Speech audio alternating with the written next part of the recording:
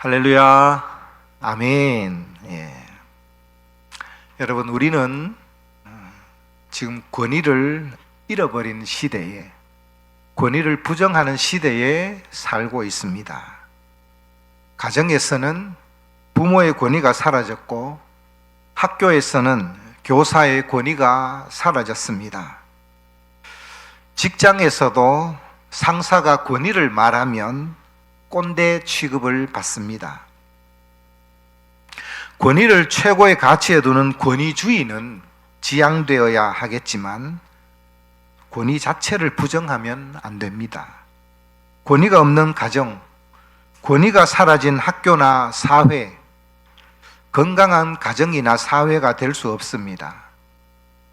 지금 한국 사회는 권위가 사라진 부작용과 불협화음이 곳곳에서 터져 나옵니다. 대표적인 것이 다음 세대의 교육 현장입니다.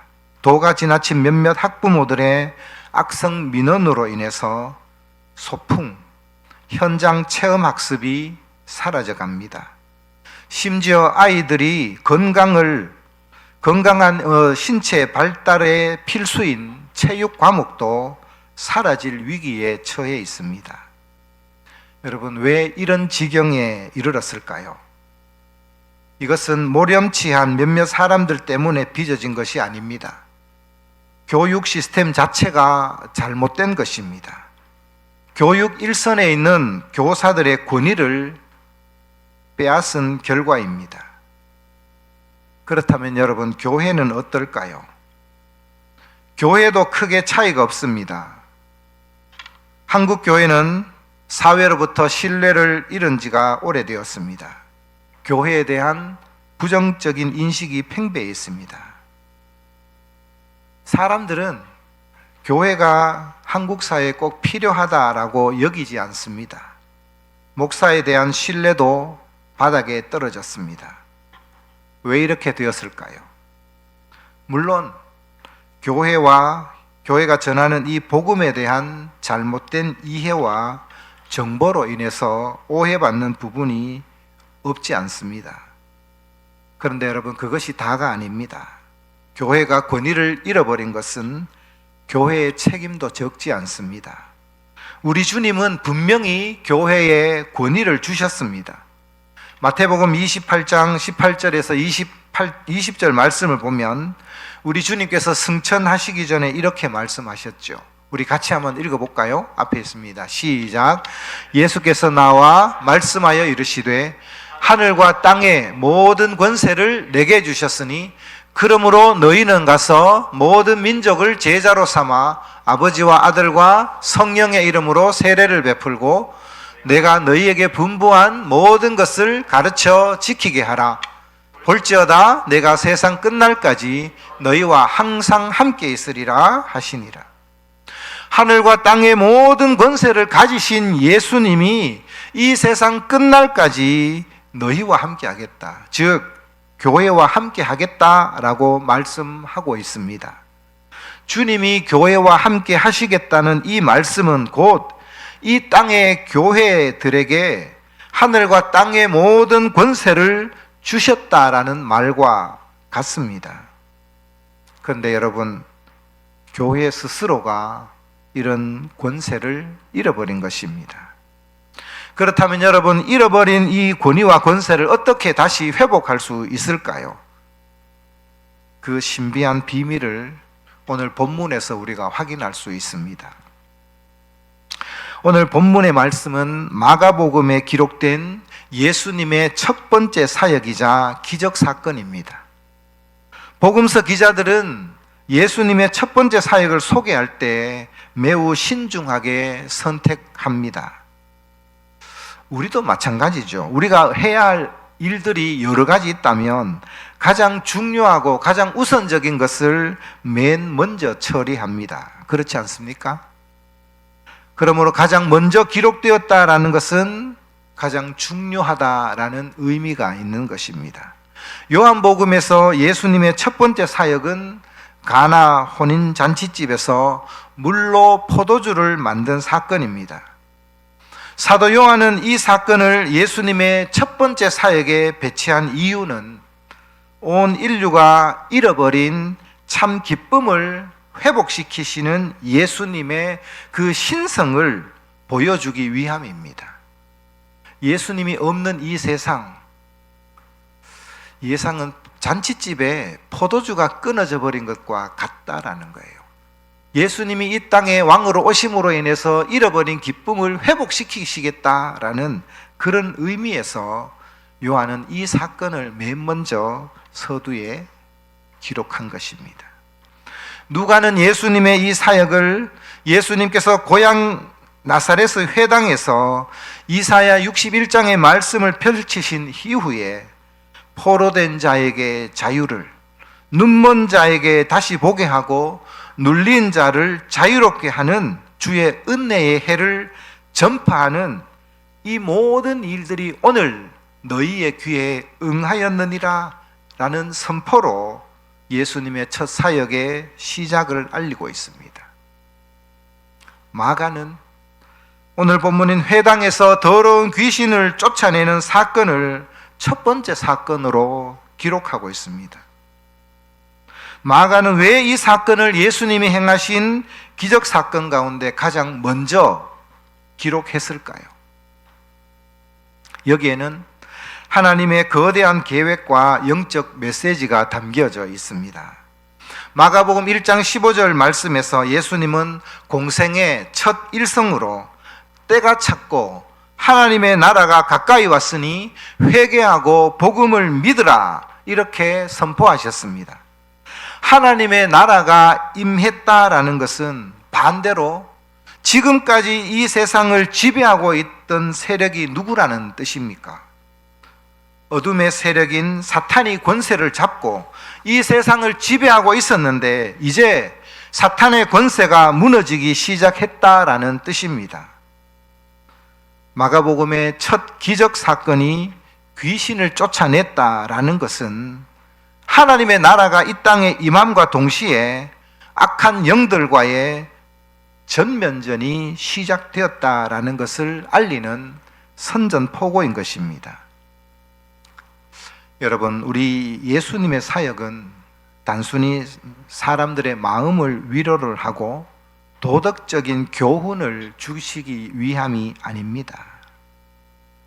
우리가 마음의 위로를 얻고 도덕적인 교훈을 얻으려면 굳이 교회에 올 필요가 없습니다. 다른 곳에서도 그런 것을 얘기하는 곳은 너무 많습니다. 예수님이 이 땅에 오신 이유는 사람들의 영혼을 사로잡고 그 영혼을 짓누르고 파멸시키는 사탄의 결박을 끊고 묶은 자를 해방시키기 위해서입니다. 그러므로 오늘 본문은 강력한 영적 전쟁임을 보여주고 있습니다. 본문으로 들어가 볼까요? 여러분 21절과 22절 말씀을 두 절 말씀 우리 같이 한번 읽어보겠습니다. 시작. 그들이 가버나움에 들어가니라. 예수께서 곧 안식일에 회당에 들어가 가르치심에 뭇사람이 그의 교훈에 놀라니 이는 그가 가르치시는 것이 권위 있는 자와 같고 서기관들과 같지 아니함일러라. 갈릴리 호수에서 물고기를 잡던 어부인 시몬 베드로와 안드레 그리고 야고보와 요한을 부르신 예수님은 그 다음에 이들을 데리고 가버나움으로 들어가십니다. 안식일이 되자 이 제자들과 함께 예수님은 회당으로 들어가셔서 무리들을 가르칩니다. 그런데 사람들이 예수님의 가르침을 듣고는 놀랍니다. 이들이 놀란 이유가 무엇입니까? 예수님이 가르치시는 것은 권위가 있었기 때문입니다. 마가는 여기 한마디를 덧붙이는데 예수님의 가르치시는 것은 서기관들과 같지 않았다라는 것입니다. 그렇다면 지금까지 회당에서 선생 노릇하던 서기관들은 권위가 없었다라는 그런 말도 되는 것이죠. 예수님의 가르침에는 권위가 있는데 왜 서기관들의 가르침에는 권위가 없었을까요? 당시 사료에 의하면 서기관들은 율법을 설명할 때 주로 과거의 위대한 랍비들의 해석을 인용했습니다. 랍비 아무개는 이렇게 말했고 위대한 랍비들은 이렇게 말했습니다. 힐렐 학파의 누구는 이런 문장을, 이 말씀을 이렇게 해석했습니다. 이런 식으로 유명한 랍비들의 가르침과 이들의 권위에 기대어서 말했습니다. 엄밀히 말하면 이것은 죽은 지식의 나열에 지나지 않습니다. 무미건조한 메마른 이론에 불과합니다. 이런 가르침이 로마의 압제에 시달리며 팍팍한 삶을 살아가던 그 고달픈 사람들에게 무슨 위로가 되었겠습니까? 소망도 주지 못했고 삶의 변화를 이끌어내지도 못했습니다. 그런데 예수님의 말씀은 달랐습니다. 예수님은 유명한 랍비나 학자들의 말을 인용하지도 않았습니다. 학자들의 권위도 빌려오지 않았습니다. 말씀 그 자체이신 분이 직접 선포하시니 영혼을 꿰뚫는 그런 강력한 떨림이 있었습니다. 저는 이 말씀 앞에 저 자신을 돌아보며 무거운 책임감과 부담을 느낍니다. 우리 성신교회가 예수님이 가르쳤던 말씀, 예수님이 선포하셨던 말씀처럼 그런 가르침이 되어야 됩니다.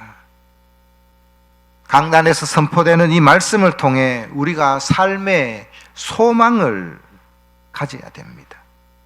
삶의 변화와 역사가 일어나야 됩니다. 우리 가정이 변하고 자녀가 변해야 되는 것이죠. 여러분, 우리가 믿는 이 믿음이 관념에 갇혀 있는 것이 아니라 삶의 능력으로 나타나야 됩니다. 지금까지 서기관의 가르침처럼 무미건조한 성경 지식만을 나열하는 데 그쳤다면 이제는 우리 교회도 변화되어야 됩니다. 지난주에 선포된 말씀처럼 이가 날카로운 새 타작기가 되어야 되는 것이죠. 산을 부수는 만한 능력 있는 이가 날카로운 새 타작기가 되어야 되는 것입니다. 여러분, 혹시 한 주 동안 지난주에 선포된 이 말씀을 붙잡고 기도하셨나요? 여러분, 기도해야 됩니다. 하나님, 우리가 이가 날카로운 새 타작기로 삼아 주십시오. 우리 교회 목사, 성신교회 정희성 목사가 이가 날카로운 새 타작기가 되게 해 주십시오. 이렇게 기도해 주셔야 돼요. 기도해 주셔야 돼요. 여러분, 그런 목사, 그런 교회가 되도록 기도해 주십시오. 지금까지 우리 교회가 서기관 같은 무미건조한 성경 지식만 나열하는 그런 사역이었다면 이제는 예수님처럼 무사람들이 가르침에 놀라고 선포하는 말씀에 하나님의 능력과 권위가 나타나게 해 주십시오. 이제 우리 교회의 이런 목회와 교회의 패러다임이 바뀌어야 됩니다. 주님, 성령을 주십시오. 성령의 기름을 물 붓듯이 부어주십시오. 이렇게 기도해 주십시오. 사람들은 생전 처음 느껴보는 이 말씀의 권위 앞에 압도당합니다. 그런데 회당 한 구석에 정적을 깨는 한 비명소리가 들립니다. 23절을 보십시오. 마침 그들의 회당에 더러운 귀신 들린 사람이 있어 소리질러 이르되, 예수님께서 말씀을 가르치고 있는데 갑자기 귀신 들린 사람이 크게 괴성을 지르기 시작합니다. 여러분, 여기서 제가 질문 하나 드리겠습니다. 안식일에 회당에 모인 사람들이 이 사람이 소리 지르기 전에 그 사람이 귀신이 들렸다는 사실을 알았을까요? 몰랐을까요? 생각해 보신 적이 있으십니까? 그 회당에 들어온 귀신 들린 사람이 소리 지르기 전에 저 사람 귀신 들려서 사람들이 알았을까요? 마가복음 5장을 보면 군대 귀신 들린 사람의 이야기가 나옵니다. 예수님께서 거라사 지역에 있던 광인, 군대 귀신 들린 사람에게 귀신을 쫓아낸 사건이죠. 군대 귀신 들린 사람은 마가복음 5장 보면 무덤 사이에 살고 있었습니다. 돌로 자신의 몸을 자해하고 있었습니다. 쇠사슬로 묶고 쇠고랑을 채워도 사슬을 끊어버렸고 쇠고랑을 깨뜨려버렸죠. 그러기에 인근에 있는 사람들은 이 사람이 귀신이 들렸다는 사실을 다 알고 있었습니다. 표면적으로 완전히 드러났기 때문입니다. 그런데 오늘 본문에 회당에 있던 이 귀신 들린 사람은 큰 소리를 지르기 전에는 귀신이 들렸다라는 사실을 몰랐을 것입니다. 여러분 가만히 생각해 보십시오. 만약에 사람들이 모두 알 정도로 이 사람이 귀신이 들렸다라는 사실을 알았다면 과연 거룩한 안식일에 회당 안으로 들어오도록 허락했을까요? 아마 그러지 않았을 것입니다. 분명히 출입하지 못하도록 회당장이 나서거나 관리하는 사람들이 회당에 들어오지 못하도록 막았을 것입니다. 귀신이 들렸는지 몰랐기 때문에 태연하게 회당 안으로 들어와 말씀을 듣지 않았을까요? 아마 귀신이 들린 사람 그 자신도 자기 안에 귀신이 들어있다는 사실을 깨닫지 못했을 것입니다. 여러분, 오늘날은 어떨까요? 오늘날은 여러분은 어떨까요? 제가 치유 세미나 성회에 가서 세 가지 목사님이 하시는 얘기가 있는데요. 사람들이 근데 집회 오는 분들이 이렇게 고백한대요. 귀신이 정말 있네. 요즘 세상에 귀신이 어디 있어? 이랬는데 오는 사람이 이야기했는데 귀신이 정말 있네. 귀신의 역사를 보는 거예요. 두 번째는 뭐냐? 귀신이 없는 사람이 없네. 세 번째는 내 안에도 귀신이 있네. 이렇게 한대요. 나는 없는 것 같은데 우리 안에도 귀신이 역사합니다. 어떨 때는 제가 이 자리에서 방석을 깔고 저녁에 기도하거든요. 제가 축사를 하면 내 안에 있는 귀신을 몰아냅니다. 축사합니다. 내 안에 귀신이 어떻게 역사할까요? 목사에게 저를 어떻게 무너뜨릴까 귀신이? 저에게 불안감을 심습니다. 귀신이 저에게 두려움을 심습니다. 너는 목회가 안 될 거야. 개척교회 요즘 되는 데가 어디 있어? 개척교회 다 실패해. 실패감을 내 안에 밀어넣는 거예요. 제가 많이 속습니다. 그래서 여기서 축사할 때 불안, 두려움의 영, 귀신은 떠나가라 이렇게 선포합니다.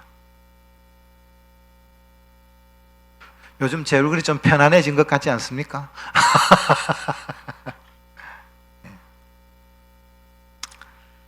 여러분, 지금 한국 교회는 귀신의 존재를 부정하지는 않습니다.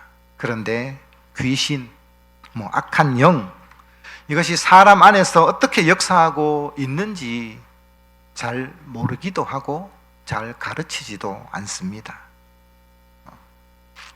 저는 세미나 가기 전에 그런 경험을 했어요. 하나님 경험하게 하셨어요. 나이 많은 할머니 한 분을 며느리가 데리고 우리 교회에 온 거예요. 귀신을 쫓아내달라고. 그분은 귀신이 자기 안에 있는 거 본인도 알고 며느리도 알고 있어요. 귀신 안에. 그러니까 쫓아서 보내달라고 데리고 온 거죠. 할머니가 교회에 들어오는데 배를 꽉 잡고 이렇게 왔어요. 그리고는 누우라는 소리도 안 했는데도 불구하고 나는 안 누울 거야. 나 누우라 하지 마. 이런 얘기 하는 거예요. 그 사람이 하는 게 귀신이 하는 거예요. 그 안에. 처음으로 제가 사역하면서 귀신하고 이 얘기를 나눈 거예요. 귀신이 속여요. 이 할머니가 젊을 때 사랑하는 아들을 잃은 경험이 있는 거예요. 그럼 그 아들을 떠나보내지 못해요. 귀신이 그걸 속이고 안에 들어왔어요. 근데 이 할머니는 자기 안에 들어온 귀신이 아니라 자기 아들이라고 생각하는 거예요. 그것 때문에 너무 힘들고 괴롭지만 보내기도 싫은 거예요. 자기 아들이니까. 떠내보내야 된다고 하는데 보내기 싫어하는 거예요. 자기가 잡고 있는 거예요, 귀신을. 너무 안타까웠습니다. 여러분, 예수님의 이 능력의 말씀이 선포되자 이 사람 안에 있던 귀신이 견디지 못하고 이제 실체를 드러낸 것입니다. 귀신이 소리 지르면서 뭐라고 말하고 있습니까? 24절을 보십시오. 시작. 나사렛 예수여, 우리가 당신과 무슨 상관이 있나이까? 우리를 멸하러 왔나이까? 나는 당신이 누구인 줄 아노니 하나님의 거룩한 자니이다. 당시 사람들은 예수님의 제자들조차도 예수님이 누구인지 몰랐습니다. 그렇지만 영적인 존재인 귀신, 우리 한글로 귀신이라고 되어 있지만은 원어로는 푸뉴마로 되어 있습니다. 더러운 영으로 나와 있습니다. 더러운 영. 그런데 이 귀신은, 이 더러운 영은 예수님이 누구인지 분명하게 알고 있었습니다. 예수님은 하나님의 아들로, 예수님이 이 땅에 오면 자신들의 나라는 멸망할 수밖에 없다는 사실을 알고 있는 거예요. 그래서 우리를 멸하러 왔나이까 이렇게 말합니다. 예수님은 이 귀신이 자신의 신분을 더 드러내기 전에 귀신을 쫓아버립니다. 여러분, 예수님 당시에도 귀신을 쫓아낸다라고 주장하는 유대인 축사자들도 있었습니다. 그들은 귀신을 쫓아낼 때 온갖 복잡한 의식을 행했습니다. 솔로몬의 이름이나 천사의 이름을 빌려와 주문을 외우고 온갖 복잡한 의식을 행했습니다. 향을 피우거나 특정한 식물의 뿌리를 코에 대는 등 이런 주술적인 방법을 동원했습니다. 우리나라의 무당들이 구판을 벌리는 것과 흡사했습니다. 이들은 귀신과 밀고 당기는 긴 시간 협상하고 타협하는 과정을 거쳤습니다. 그런데 우리 주님은 귀신을 어떻게 쫓아냅니까? 25절 말씀을 한번 보십시오. 자, 같이 읽어봅시다. 시작. 예수께서 꾸짖어 이르시되 잠잠하고 그 사람에게서 나오라 하시니, 예수님은 어떤 주문도 어떤 의식도 행하지 않습니다. 예수님은 잠잠하라, 그 사람에게 나와, 단 두 마디의 짧고 단호한 명령으로 더러운 영, 귀신을 쫓아버립니다. 여기서 잠잠하라 라는 헬라어가 피모테티라는 단어입니다. 이 피모테티는 갈고리를 채우다, 또 입마개를 씌우다, 입에 있는 망을 씌우다라는 그런 의미입니다. 사탄의 입을 틀어막고 갈고리를 채워서 완전히 무력화시키는 신적 주권의 선언입니다. 예수님의 이 명령 앞에 귀신은 그 사람에게서 경련을 일으키고 큰 소리를 지르며 떠나갑니다. 이 모습을 지켜보던 사람들이 무엇라고 고백합니까? 27절을 보십시오. 시작. 다 놀라 서로 물어 이르되 이는 어찌미냐? 권위 있는 새 교훈이로다. 더러운 귀신들에게 명한즉 순종하는도다 하더라. 여기서 우리는 예수님께서 귀신을 쫓아내는 이 축사 사건과 권위 있는 새 교훈의 절대적인 연결고리를 발견할 수 있습니다. 여러분, 신약 성경 전체에서 예수님이 행하신 이 축사 사건은 항상 하나님 나라의 도래와 그분의 통치권을 드러내는 근거로 사용됩니다. 마태복음 12장 28절 말씀을 우리 같이 읽어볼까요? 앞에 있습니다. 시작. 그러나 내가 하나님의 성령을 힘입어 귀신을 쫓아내는 것이면 하나님의 나라가 이미 너희에게 임하였느니라. 아멘. 서기관들의 교훈은 아무런 능력도 영향력도 없는 말잔치에 불과했다면, 예수님의 말씀은 귀신을 통제하고 굴복시키는 실제적인 능력이 있었습니다. 예수님의 교훈은 영적 세계의 질서를 재편하고 어둠의 권세를 깨뜨리는 실제하는 능력, 바로 파워였습니다. 그러기에 예수님은 이 능력을 경험하고 권위 있는 새 교훈이다, 이렇게 놀라움을 금하지 못했던 것입니다. 여러분, 예수님께서 이 땅에 오심으로 이 땅에는 이미 하나님의 나라가 임했습니다. 여러분, 이 하나님의 나라가 누구를 통해서, 무엇을 통해 완성될까요? 우리를 통해서 완성됩니다. 이 땅에 하나님의 교회들을 통해서 하나님께서 하나님의 나라를 세워가고 완성해 가십니다. 아멘입니까? 예.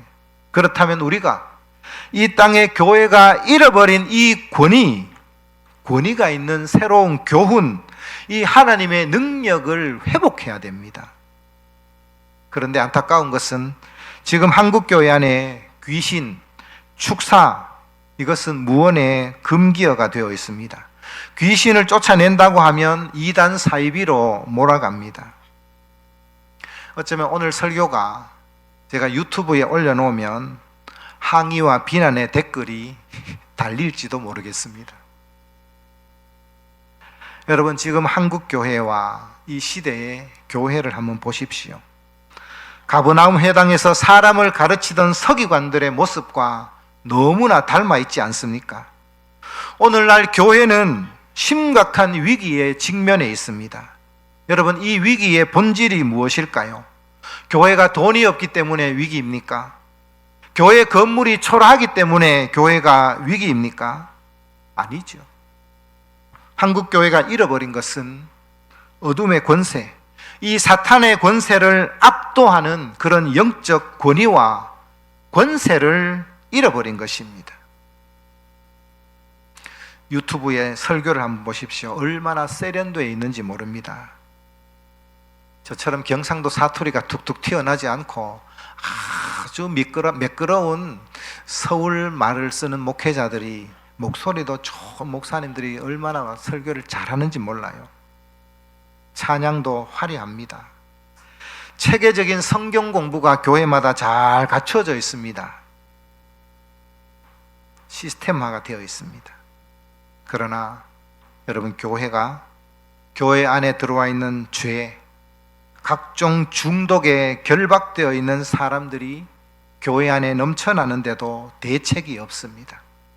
하나님 앞에 예배하는 하나님의 자녀임에도 불구하고 우울증과 불안으로 신경 안정제를 먹지 않으면 잠을 이루지 못하는 사람들이 부지기수입니다.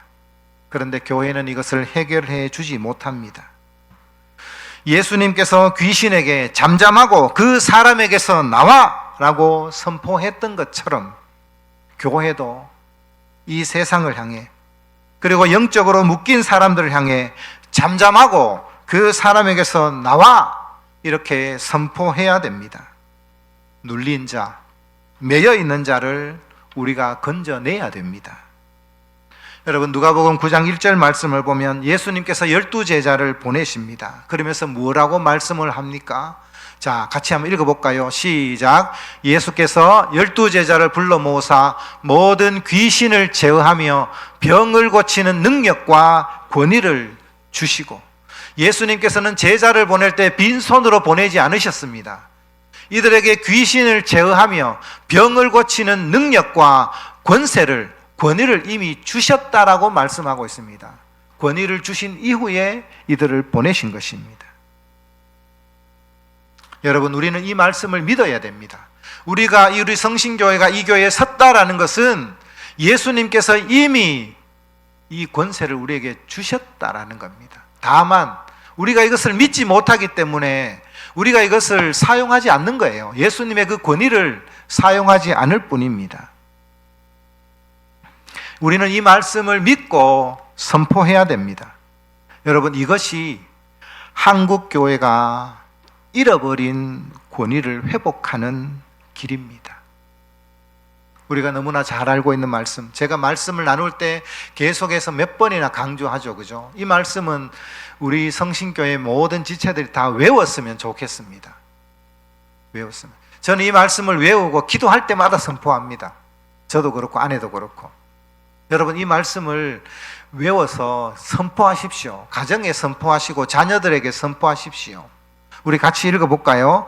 시작. 믿는 자들에게는 이런 표적이 따르니 곧 그들이 내 이름으로 귀신을 쫓아내며 새 방언을 말하며 뱀을 집어 올리며 무슨 독을 마실지라도 해를 받지 아니하며 병든 사람에게 손을 얹은 즉 나으리라.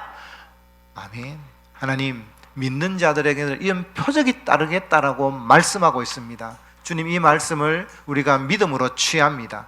하나님, 우리 가정에 저에게 귀신을 쫓아내는 능력을 주십시오. 새 방언을 말하게 하여 주십시오. 병든 자에게 손을 얹고 기도할 때 깨끗하게 나음을 입는 그런 역사가 나타나게 하여 주옵소서. 이 모든 것이 물론 하나님의 주권 아래 있습니다. 여러분, 당장 일어나지 않는다 하더라도 하나님의 때에 계속 기도하면 하나님께서 응답하십니다. 여러분, 우리가 이 믿음이 있어야 되는 거예요. 아멘. 예. 여러분, 잃어버린 권세와 능력이 회복되는 것은 오늘 말씀에서 나와 있듯이 예수님이 행하셨던 이 귀신을 제어하는 그 능력이 있음을 우리는 믿고 선포하고 우리가 이것을 행해야 되는 것입니다. 이 능력을 달라고, 하나님 이것을 행할 수 있는 믿음을 달라고 우리가 기도합시다. 여러분, 복음은 말이나 이론이 아닙니다. 여러분, 복음은 능력입니다. 이런 복음의 능력이 우리 가정에, 우리 교회에, 우리 이 지역 사회에 나타나게 해달라고 기도합시다. 성령의 능력을 부어달라고 기도합시다. 한 사람 한 사람이 이 복음의 능력을 경험하고, 여러분, 우리 자신이 변하고, 가정이 변하고, 교회가 변하고, 그래서 복음의 권세와 능력이 나타내는 그런 저와 여러분, 우리 성신교회가 되기를 주님의 이름으로 축복합니다.